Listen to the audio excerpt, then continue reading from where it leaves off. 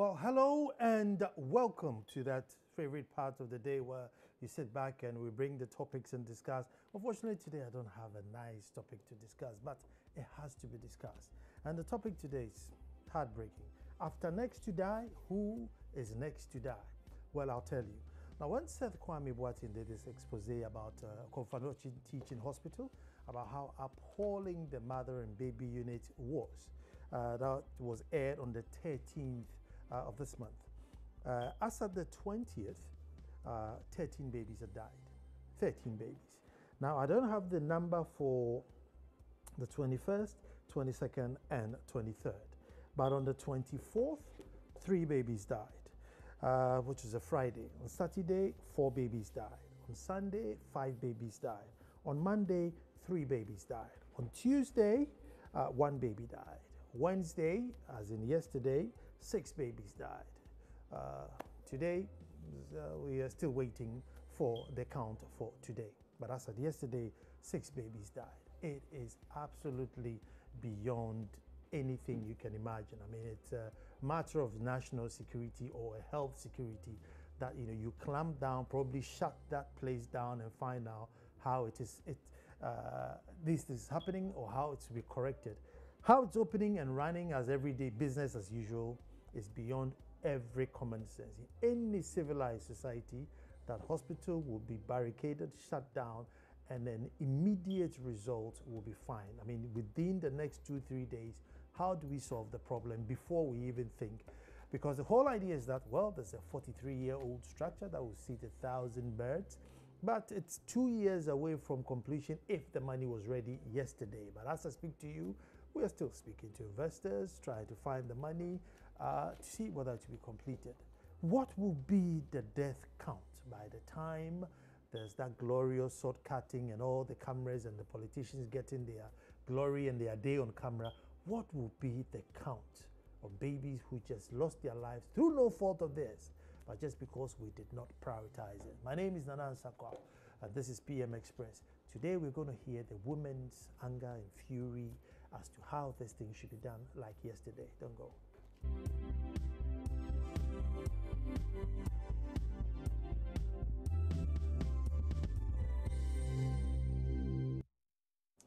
Well, thank you very much for staying. After next to die, who is next to die? Well, sitting right next to me is Nana Joa Awindo, who is Nkosua Hima of Efijaye Kwabre district. She's also the neonatal advocate and newborn champion. And so this is well within her area. Nana, you're welcome.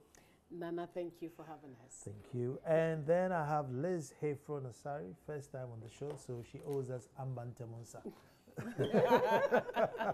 She owes us Ambantemusa.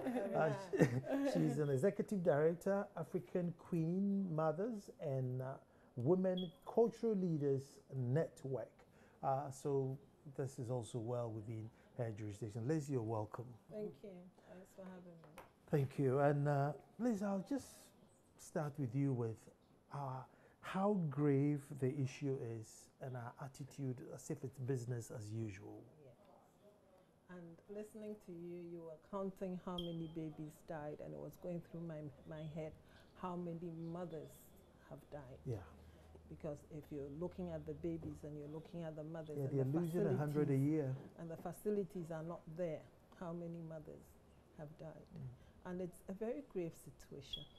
And I heard you say 43 years. Mm-hmm. Yeah, and it's not complete. Not completed. And you sit and you ask questions, because why are we treating our mothers as if their lives don't matter?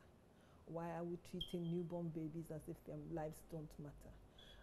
You probably would want to question the health staff, executives, whoever probably is running KATH. But again, is it within their means to provide the infrastructure? No, it's up to government. Why hasn't government done it all this time? Don't let us say that it's because there isn't money. Because if lives mattered to us, we would find the money. We found money to do other things that probably could have waited while we took care of the health of babies and mothers. And it's a very traumatic thing. to go through pregnancy and lose your baby. I've gone through it. I lost twins in '89 because Rich Hospital at the time didn't have the facilities. They didn't have the proper incubators. There was supposed to be an ambulance coming from Kolebu, called Kolebu. The ambulance had gone out to do something else. And therefore, for 4 days, nothing could be done about my twins, so I lost my twins. They were born prematurely, and therefore all kinds of excuses were found to try and calm me down. If I didn't have a loving family that came around to support me, I could have gone into depression. When the mother has had the babies, your body goes through another different kind of systems that you have to maintain.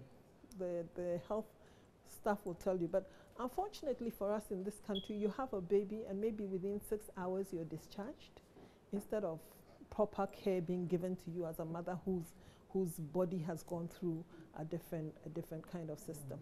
And the question is it because those who are in charge are able to send their wives and their sisters and their mothers out of the country to have their children? Therefore, facilities out of the country are better, and therefore they're not taking care of those that they have internal. There are a lot of questions to be asked, but again, we as a people need to get up and fight. And that's why the neonatal and the new champions has been formed, to really draw attention to the fact that babies who are born prematurely don't have to die. They can be catered for. And there should be the facilities. It's the facilities that is very important. If we don't have it, then we are fighting a lost battle. Nana, why aren't women angry enough? Hit the road, the usual red bands. I mean, we do it for our political parties. You jail one political activist and we'll all be out there on the road saying that if you don't free him, we're not going home. The women in the market, if you take their stalls, they can even come naked. That's if you aggravate them. But why is it that when it gets to this important, where it's life and death, oh, let's wait and see what the doctors can do, or let's wait and see if the government says there's no money. We are patient. Nana, thanks. I think we aggravated already enough. And I also think that there's some kind of emotional attachment to this situation. So women are angry, but I think we haven't reached the situation where we want to take red bands. The reason is that I sit here and I ask myself questions, as Liz said. Is it okay for an administrator to come to KATH and see this monstrous and decides that, okay, being the administrator of this place and knowing that this thing has been here how many years ago, and knowing that I'm supposed to save lives, instead of waiting for government to come and take care of this whole thing in 2 years, I'll take it as a project and do 1 room per with IGF. Even if it is per 6 months, if it's per 1 year, I'm sure if some people have taken that as a project or as an interest, maybe we would have taken some steps. Maybe we would have saved some lives. Women are angry. If you remember very well, a few years ago, when these issue of children getting missing at KATH, you know what happened? A lot of issues were raised. Media attention was gingered. People made comments. People made, statements. The government's attention was drawn. And subsequently, I think some results were found because people were not getting answers, you understand? So the media has played a role, and we should actually congratulate multimedia for even bringing this issue to the attention of the public and to government. Because as media persons, our role is to inform and educate. This is information that nobody would have come across if our friend have not gone there to do this documentary. You understand? So not that we are not angry. We are angry, we are aggrieved, we are hurt, we are in pain, we are stressed. But I think we haven't gotten into the red band yet because people are expecting that the system should have some answers. and we're still waiting for the answers. As you said, the answers are not here yet. But I think whatever we are all doing as media persons is getting us closer to the answer. And I really hope that we will get some answers as soon as possible. Let me bring you here. Nana raised the point when I remember, I think Sue Bass baby. Yes. And we all got angry. Now, did we get angry because the baby died, or we got angry because we needed a body to do our funerals? Because we are obsessed. For people who don't care about life, we just love funerals. Did the baby die or the baby went missing? Well, the baby went missing. went missing. Yeah. Yes. So as to whether it was Well, apparently the baby died and they were supposed to incinerate it, or there was somewhere. There was the confusion was there'll be a lot of questions. Yes. But I me just want to because- find out that. Because when my babies died, the bodies were given to my husband to bury. The hospital didn't bury. So that again would raise questions. If the baby died, then where's the body? Yeah. Why doesn't the mother see? But I just want to find out, was our anger because the baby died, or because we can't get the opportunity to do our funeral? Because we just love funerals. No, I think that the anger was because she didn't know what had happened to the baby. Nobody had told her anything, and she hadn't seen it. So again, if she had the baby and the baby was alive when she had it, then what went wrong that caused the death of the baby? At least I think that KATH owed the mother or the family an explanation. That wasn't coming. And probably that's why everybody rose up in anger, because we had heard that babies were being sold to other families for some amount of money, and therefore the perception was that maybe her baby had been sold. Listen, I mean, going through this death roll call, I mean, to repeat it, the program was aired on the 13th. Yeah. I remember I came on radio to do my radio program on the 20th. By then, 13 babies had died. I don't have the count for 21st, 22nd, 23rd, but Friday 24th, 3, Saturday 4, Sunday 5, Monday 3, Tuesday 1, as at yesterday 6, and so today we are waiting for the count.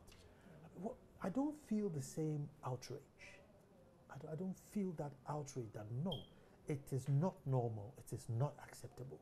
Yes, again, you'd want to know if all the babies that have passed came to full term. Because if I believe that if the babies are born preterm, maybe 24 weeks, 22 weeks, the risks are high. So from the documentary, and I don't want us to, I'm not narrowing down to KATH per se. Yeah. I want us to look the It's whole. I was going to come yeah, there. the whole. Yes. But from what Yeah. they showed us, it was cross-infection mainly, because they were putting 5 babies in a cot. Yeah. You know, and so was cross-infection was the main point. Yep. But I know Tema has his own issues, and I'm sure once you get further out of the capital, it's probably even worse. Exactly. You know, but for us as a people, I don't know, maybe I'm getting too sentimental about it. But No, I don't think so. I don't think you're getting sentimental about it, because when you look at KATH, you're looking at KATH as a big hospital. I mean, it is our second largest city. People will travel to Kumasi to go and have their babies.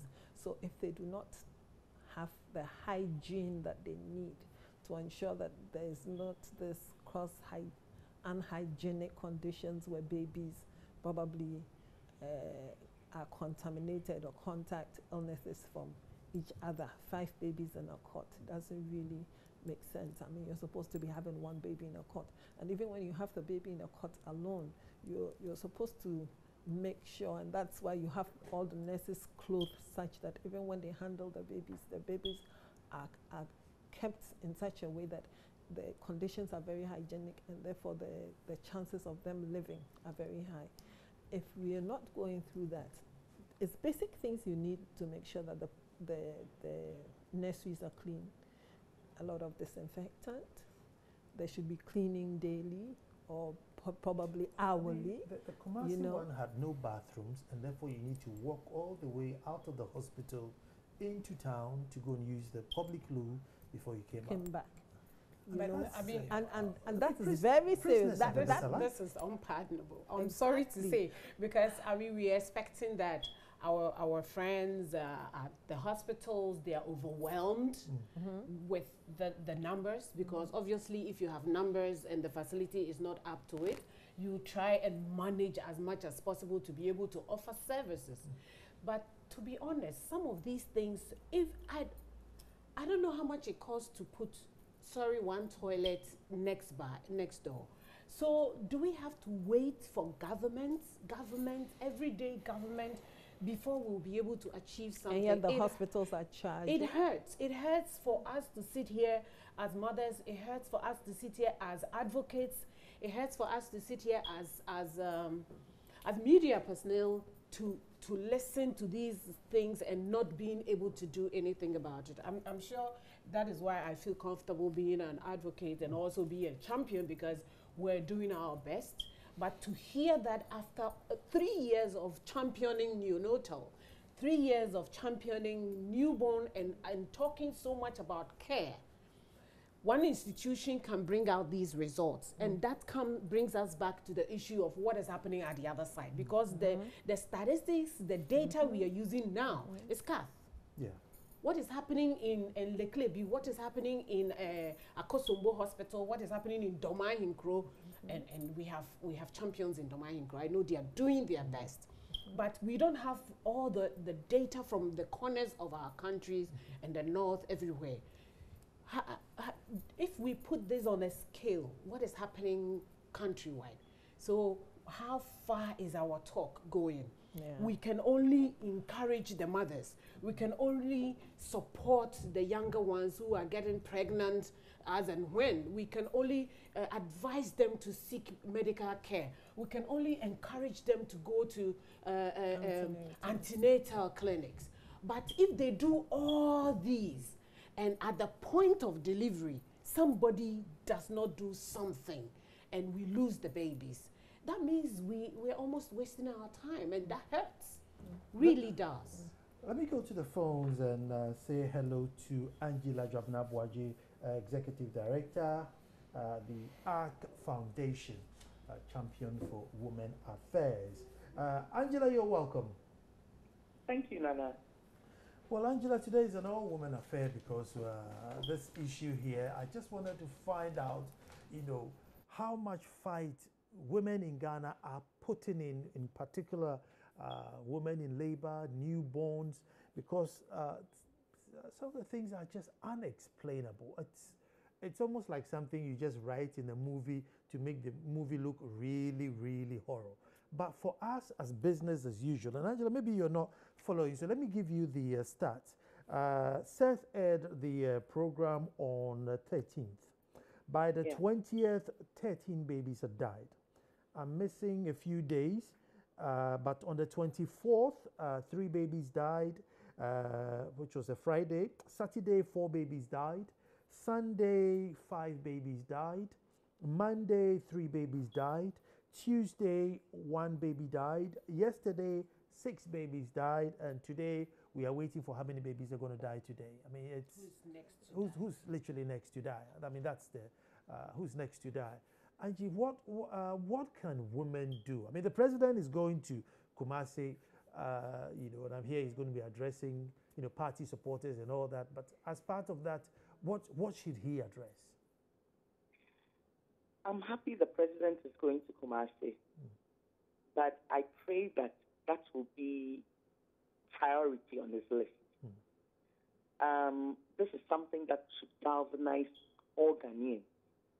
It's not time to be playing silly with politics and, talk about whatever forces are invading this and that. They're important. But if you have the statistics that I'm hearing, it's frightening enough to galvanize the nation into action. I was so glad when Seth Kwame Boateng and his crew came up with this advocacy. That's what we've been wanting to see. Women's issues are national issues. They are not women's issues or just for women. And that's why when people ask, what are the women doing about it? Well, we are the ones who are going onto those boards and whose kids are dying. We are the ones who are dying. We are the ones who are talking. the ones who are nurturing. We are the ones who are cooking. We are the ones advocating. Sometimes it is just too much.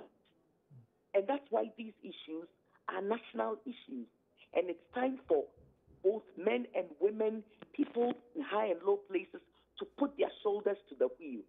If the government can't immediately find money, I am sure there is enough money in this country from corporates, from individuals, to be able to put up something in that place that can save babies. If it's about incubators, I know that somebody like Kwame Sifakae has been doing some advocacy for people to contribute to incubators, and he's finding it difficult. Okay, and sometimes even when the incubators come, it's about space. So if in one hospital, this is what is going on, and as a nation, we can't galvanize ourselves into action, private bodies, individuals, corporates. I hear something is going on, but I pray for coordination so that all the money will come to a particular point where it can be accounted for. There is a planning, in terms of segments and how we're going to get incubators for babies so they don't have to be in 6s and 7s and infect each other. It's not something that cannot be done, for Christ's sake. Actually, the usual approach, as you know, is that we are looking for investors. We're going to find the money. The architects have said that, look, if the money were given to them like yesterday, it would take them 2 years to complete, and that's if all the $70 million was given them. But then, with this death toll, which can probably be reduced or averted, I suggested that, look, they should put tents. Like, when they go to the UN, you have tents. Because emergency situation. Yes. Because the primary thing they're talking about now is space. Yes. It's not that they don't have the doctors or the nurses, but they don't have space. But it's about space. So why can't we create space? We don't have to build that whole facility. Exactly. That can be a medium-term, long-term plan.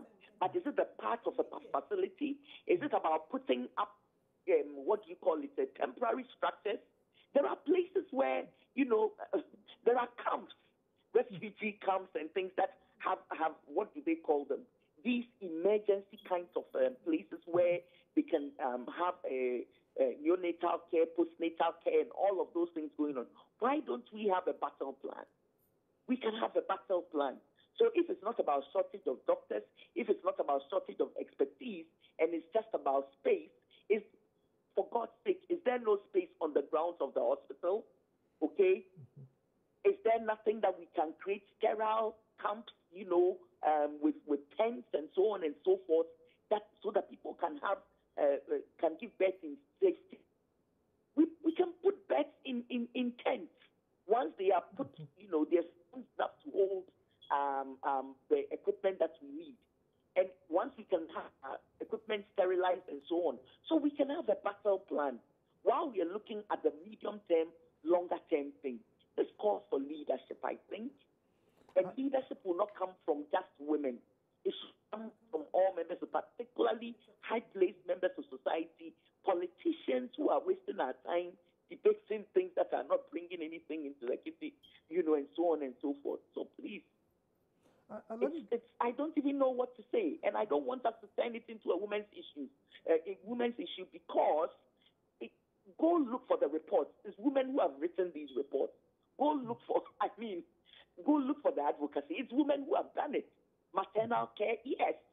Then thankfully you get a president who comes along and then focuses on it and something happens. But if it's not happening, we are the ones who are doing the advocacy. Angela, hold on for me. Let me come to studio. In studio, I have Nana Joa Window and I have Liz Hefron Asari in studio. But let's go to Liz. I like Angela's word, a battle plan. That's what makes you feel like, look, something is happening. It's like, look, we'll find the money, we'll consult this. It's not business as usual as with these statistics. It's not business as usual. Yes, but Nana, you remember that I mentioned earlier that, and I like that Angela brought up the issue that we should look at the battle plan. You remember I said that, do we need to even complete the whole building? We can take it in stages. I know that they indicated that they could have expanded the existing structure with about $2 million, for example. That $2 million, yes, you can extend. But looking at the structure that we have there, that is almost becoming a white elephant, that is waiting for 70 million. If we take it by floor, can't we do something about it? Can't we have something done with the space we have available, stage by stage, so that at least we can start utilizing? It's like building a 10-floor building, and you do the ground floor, and you floor it, you put spikes on it. Everybody know that there will be, in future, there will be something. But you have made the ground floor comfortable enough that it can start work and can start earning income that could possibly even continue building the top. In my opinion, if we do stage by stage kind of construction, I know that people, AEL sell and all that, they do their things in style and it's in, elaborate way. But can't we do this kind of emergency situation kind of approach so that we can use the spaces available and then treat it stage by stage and start using it so that we don't see our women lying next? It's like a prison, for heaven's sake. The way I saw the pictures is almost like the documentary we saw about in Sawan prison, when people's heads and tails are all over the place, and it brings me chills. You understand? I probably wouldn't go lie here if I want to deliver. Probably I wouldn't like my sister to be there. So why do I want anybody else?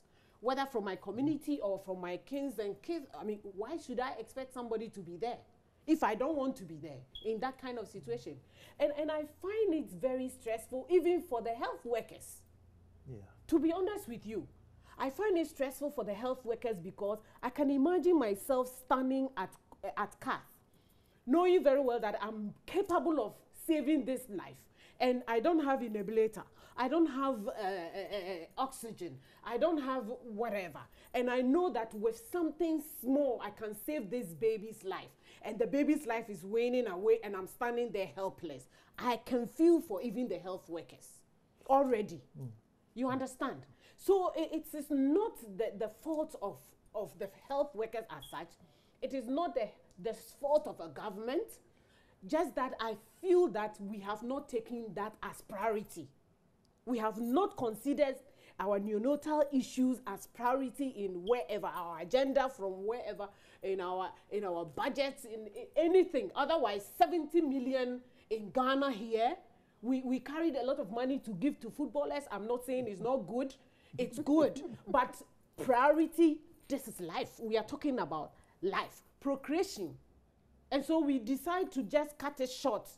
We continue to cut it short. Okay, so then how do we procreate? I mean, as far as government, I think everybody, I mean, for 43 years, we all, every government, has a portion of the blame. Yeah. Spreads of course, I mean, 43 years. We are 60. So nobody saw that there was any priority in seeing to this building. I mean, admittedly, had SEP not brought it out, I didn't even know that, such a building even existed. Well, maybe because I don't know Kumasi too well, but there were people living in Kumasi who probably have missed it. No, there's a building. But that is one. There's a building at Nafti, which was there when I was a student and still standing there. We have a name for it. I won't tell you. So you ask yourself similar questions. Yeah. Can't we find a way to stage by stage put this together so we can utilize the space? My director said the building is called the Monster. It has a name. It has a name. Liz, so how else can we put it, say it, for people whose pens actually make movements, see that we have to have a battle plan like yesterday. I mean, all these air-conditioned tents that they use for weddings and stuff, they are it's all over. Yeah, it's all over. It's all over, Nana. It's all over. And we are not looking at short term. Seriously, we're not looking at short term. We're not looking at saving babies today. That's not what we are looking at. We are all kind of looking at medium term, long term. But if we bring our minds to short term, and you said something about them having to use facilities out of the hospital. Yet in the hospital, you'd see that the health workers probably have washrooms that are locked. I was incensed when I went to Kolebu. My mom was not well. She wanted to use the washroom, and we were asked to pay. And I'm like, but she's using a facility for which she's paying already. Because when you go, you have to pay consultation fee and all like that. And you're like, so what is that money being used for? If a patient can't come in and use the washroom and has to pay to use the washroom. And I can't wrap my head around things like that. And if you have mothers who have to go out of the hospital to use sanitation facilities, this is a situation where even when you're going to have the baby, it feels like you want to answer nature's call. So what if she goes and she has the baby there? Yeah, Then it's what happened. happens? It's happened. You know, and so we should be looking at short-term solutions. What can we do now to make sure that we are saving the babies and we are saving the mothers? And like Angela said, can't we have tents?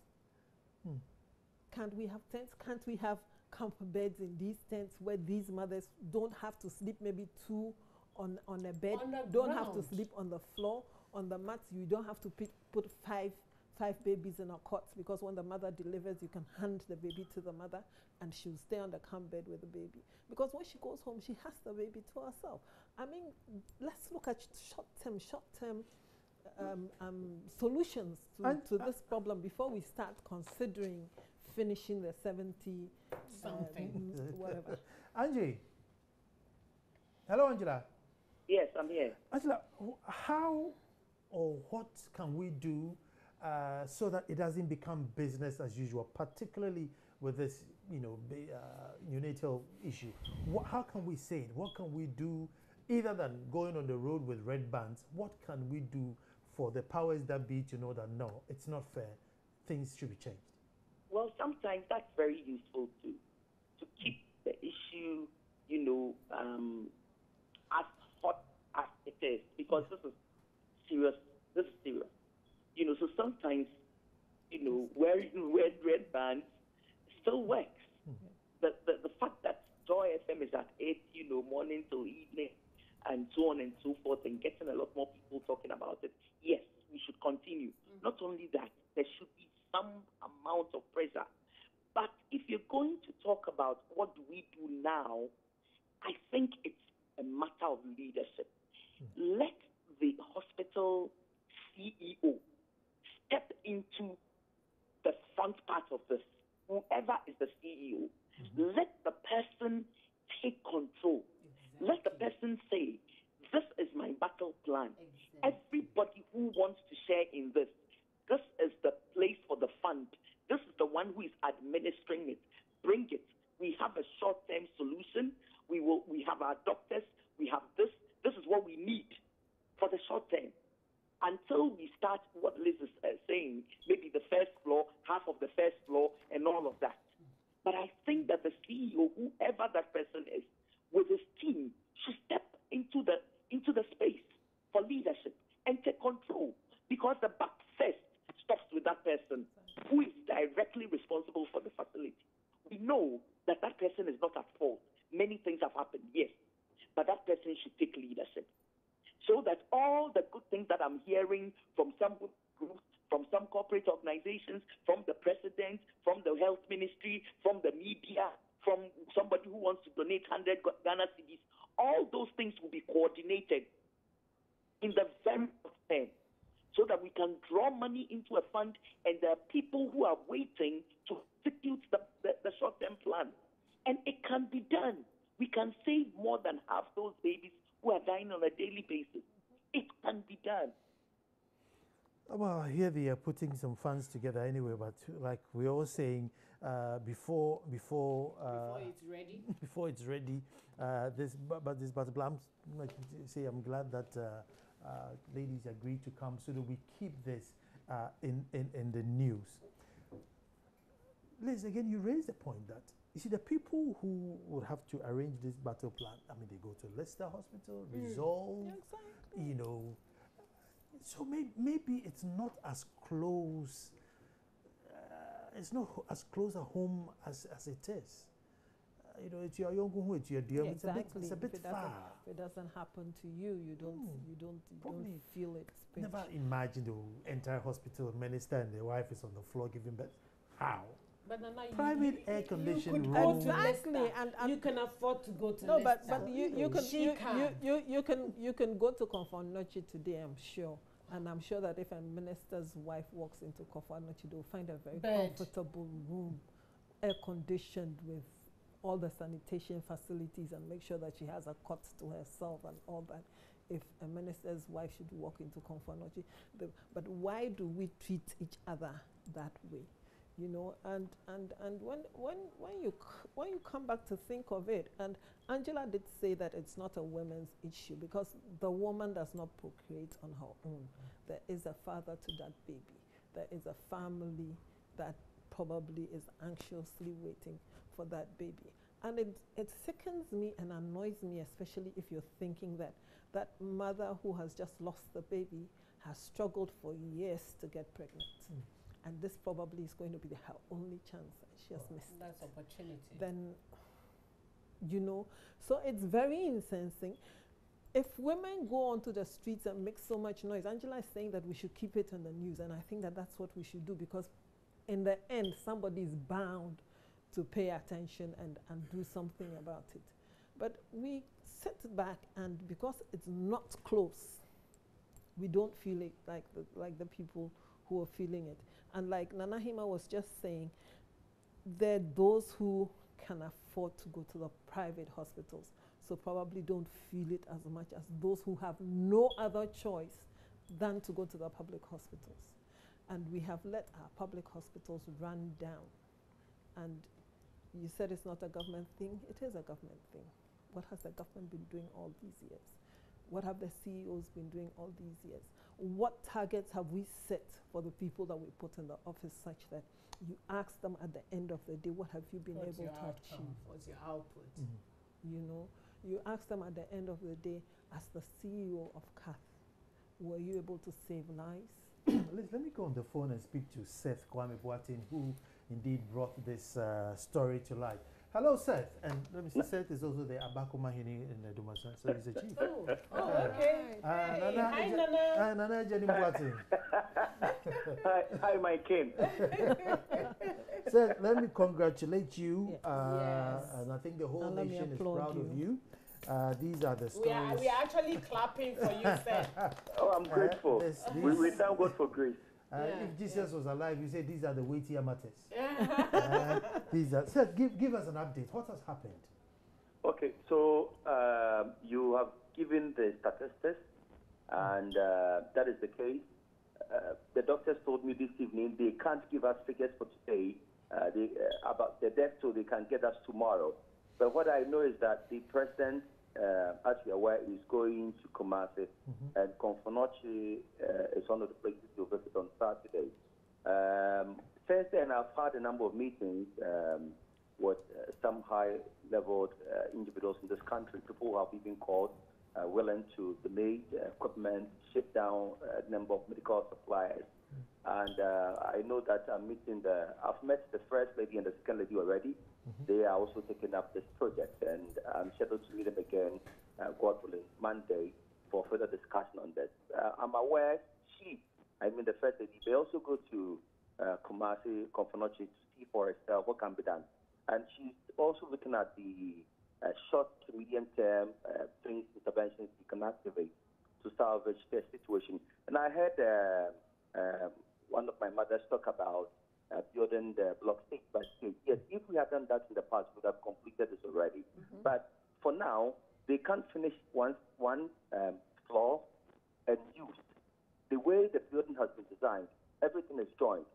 So the contractors explained that it will be difficult for them to finish the first floor and allow them to use. No, it's hospital.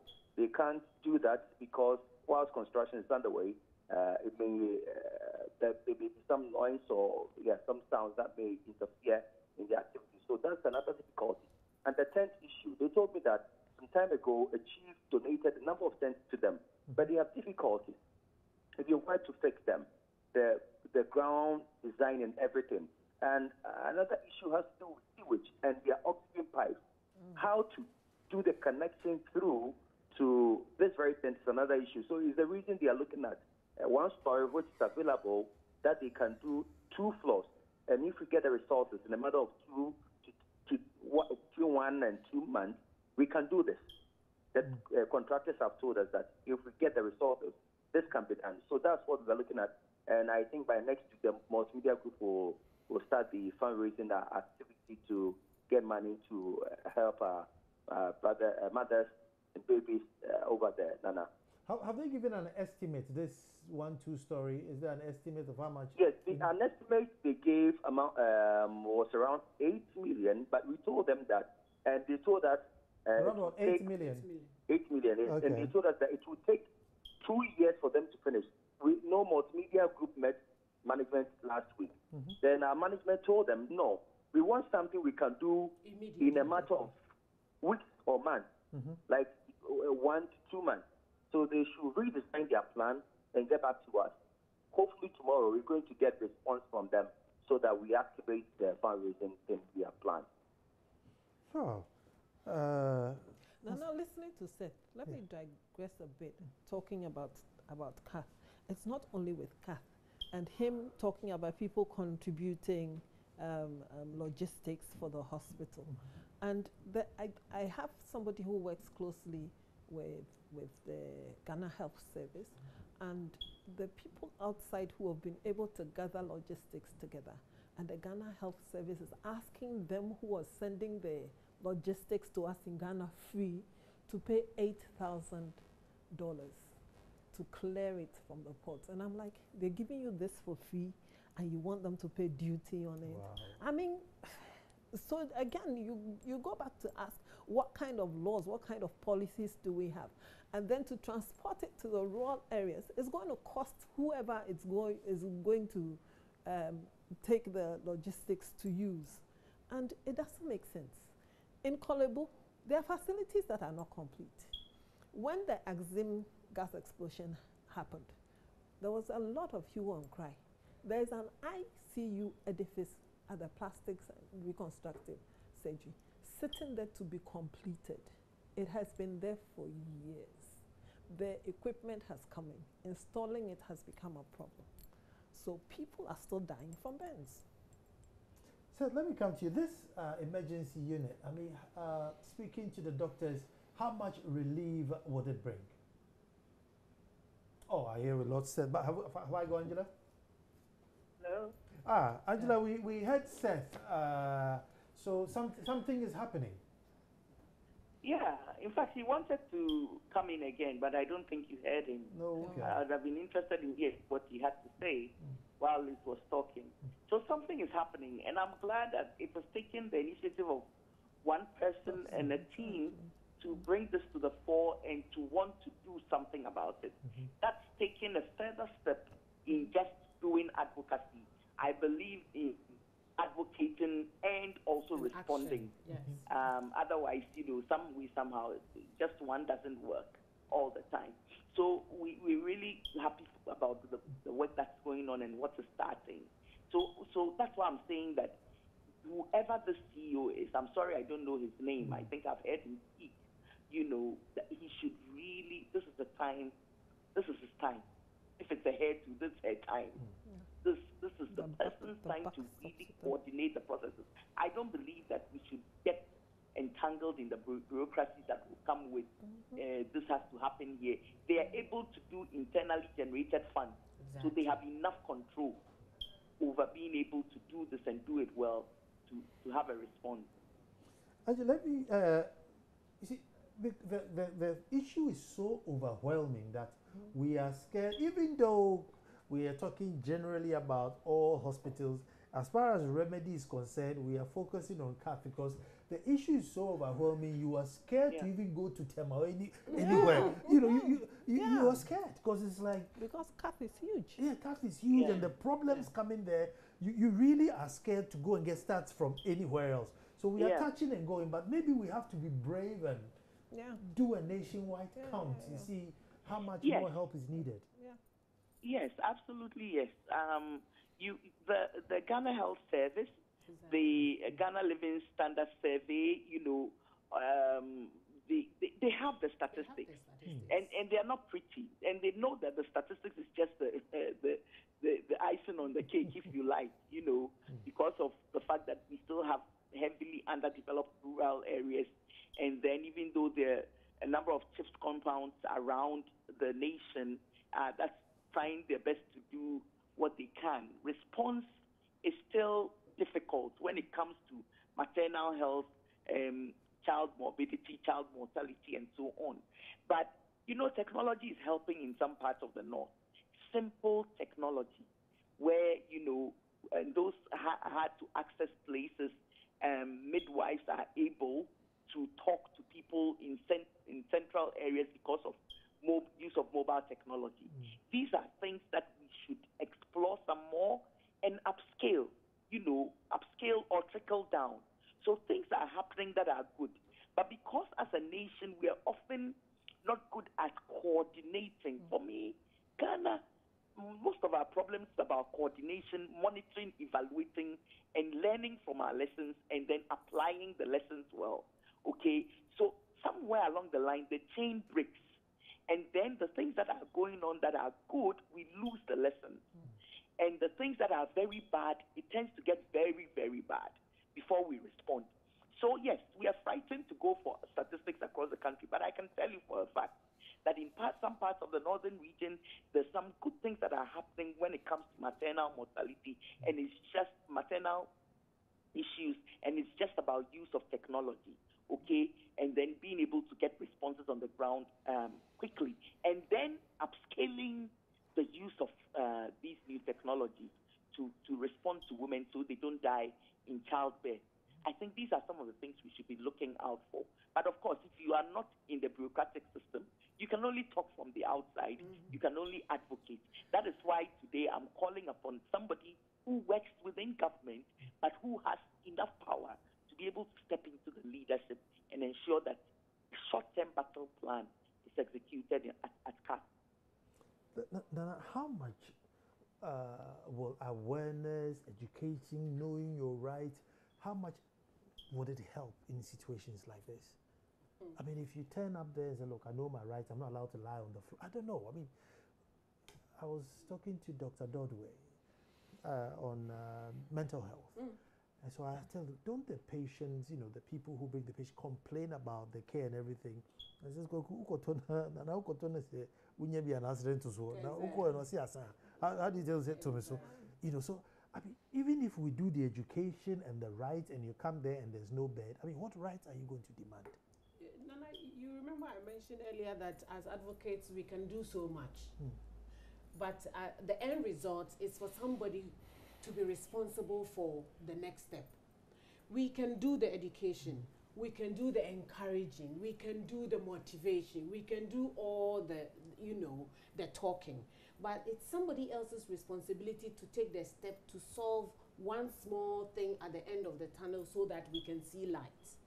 You understand? So, for example, this same KATH issue, which has become our point of contact, if we look at it, we can talk about the health providers, we can encourage them, we can look at how to motivate them. We can talk a lot about all these things. We can even give suggestions as to what government can do, for immediate and long-term and mid-term plans. But we would not be responsible for the action. You understand? So it makes it difficult. It's the same as this body that can only, SHRAJ, that can only investigate issues and doesn't have the power to prosecute or do anything that will end the process. If you don't have the capacity to end the process, it makes you a bit, restrained in a way. But I think that everybody's role counts. Everybody's role counts in the sense that, yes, if the facility is there and the woman, the pregnant woman doesn't know or doesn't have the knowledge or doesn't have the education that you have to take care of yourself, you have to take medication, you have to go to antenatal, you have to be consistent with this and that. And at the end of the day, when it is time, go ahead of time so that you be comfortable before you have, break your bag and all that. If you don't have all this information and something happens along the line and you lose the baby, that means that we didn't do our job. But at the end of the day, we are looking at, yes, we have done our job as advocates. We have said so much. Angela has talked for how many years, God knows. We have done championing for how many, for the past 3 years, for example. Everybody is interested in saving lives, saving our babies. In fact, we even have a national campaign coming up very soon. And we are launching it in Doma Hinkro this Easter Monday coming up. You understand? And national champions, the Brunga Hafu champions are going to Doma Hinkro, join the chiefs and queen mothers, the Doma hospital staff, to launch a campaign to receive anything possible that will keep our babies warm throughout the country. This is what advocates do. But we can't build structures. You understand what I'm saying? We cannot put down structures. So we can only talk, and we can encourage and motivate, and also put pressure on governments, and maybe help make inputs in policies, so that at the end of the day, we can see things being done the way we want them done. So I think everybody has a role to play. Yes. Thank you very much. After next to die, we're asking who's next to die, and the numbers are gory. I want to say thank you very, very much to Nanajoa Window. Thank you very much to Liz Hefron Asari. Thank you to Angela, who joined us on the phone. Thank you at home. But let us all join in this advocacy, because it's really not something that any civilized society, nothing. I don't even think even in Eve's time there was these statistics. Even in Eve's time they didn't have this sort of statistics. I was sitting here calculating, and it means that in 2 weeks we've lost 35 I saw her babies. doing this. I don't know whether she was counting or she was. 2 weeks we have lost 35 babies. How many were you losing during slave trade and even Hitler's era? I don't think they lost this number of babies. But time is up, and hey, tomorrow we're back to do this all over again. 0243, I always give you this number, 0243 662001. Tanti's Fashions, they make my shirts for the show, so give them a call. And again, I'm taking this opportunity to invite you to Adumasa on the 15th of April. Presby Church is 100 years old, so we have a centenary festivities and all the Easter festivities, and also the Awudanswa Library is a year old. You'll be amazed what an impact it's doing in the village, I will tell you. But thank you very much, ladies. Thank you, Nana. And we also want to use the opportunity quickly to thank all the champions and to invite them to Doma Hinkro for their Easter homecoming, and also to help us launch the newborn care campaign. And it's and thank you very much. Thank you.